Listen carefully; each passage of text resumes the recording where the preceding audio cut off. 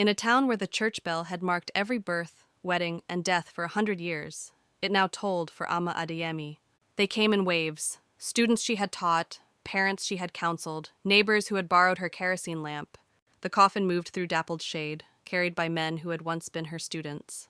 And at the edge of the crowd, her dog Simba sat perfectly still, watching, waiting.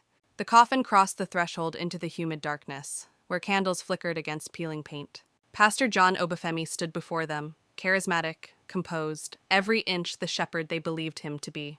He spoke of Amma's kindness, her dedication, her faith. His voice caught at all the right moments. The first bark cut through the hymn like a machete through palm fronds. Simba broke free and ran to the coffin. His claws scraped against the wood. He whined, barked, lunged. They pulled him back. Some laughed nervously. Others whispered. The dog was possessed, grieving, confused. But Daniel Akinwale was not laughing. The young photographer had learned to see what others chose to ignore. He noticed the pastor's glance, quick, furtive, toward the back of the church, and the coffin never opened. When Simba broke free again, he didn't go to the coffin. He ran toward the back, toward something else. Daniel followed, past the crowd, past the hymns, into the silence behind the church. Loose floorboards, drag marks in the red dirt, signs of recent disturbance that no one was meant to find. A narrow passage, stone steps worn smooth by decades of secret footfall. Daniel descended into the dark.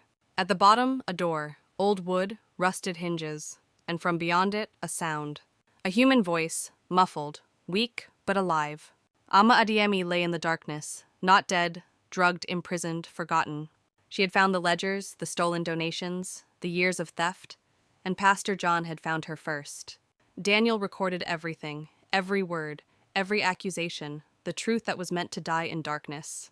He found the elders, showed them the video, watched their faces transform from disbelief to horror. The service stopped, whispers became shouts, and the pastor's mask began to crack. The police arrived. For once they came for the powerful, not the poor.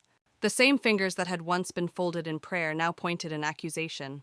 They led him away in handcuffs, the man who had baptized their children and buried their parents. Amma emerged into the light she was never meant to see again. Simba reached her first, the dog who had never stopped believing, never stopped barking, never stopped telling the truth. The town stood in silence. They had trusted. They had been deceived. Now they had to decide what to trust next. The bell did not ring that day, but in the silence, the town began to listen differently, with eyes open. At last.